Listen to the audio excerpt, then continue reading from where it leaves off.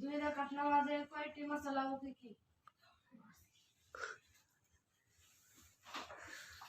বিশাল প্রশ্ন করছে। দুই রাকাত নামাজে 60টি মাসআলা। নামাজের প্রথম রাকাতে রুকুর আগে 11টি মাসআলা।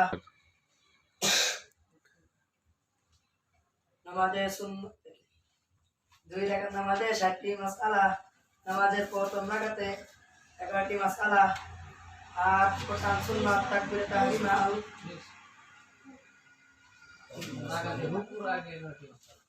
প্রথম রাকাতে রুকুর আগে 11টি মাসআলা।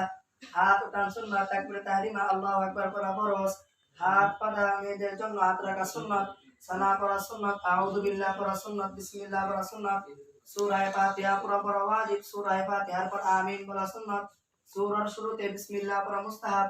সূরা মিলানো ওয়াজিব। কিরাত পড়া ফরজ। করা হয়েছে, আরো বলেন। 15টা বলেন। 6টি মাসআলা। রুকুতে যাইবার সময় আল্লাহু আকবার বলা সুন্নাত। রুকু করা ফরজ। রুকুতে দেরি করা ওয়াজিব। রুকুতে থাকিয়া সুবহান রাব্বিয়াল আযীম কমপক্ষে 3 বার বলা সুন্নাত। 5 বার 7 বার বলা ও সুন্নাত। রুকুতে উঠিবার সময় সামি আল্লাহু লিমান হামিদা রব্বানা লাকাল হামদু বলা সুন্নাত।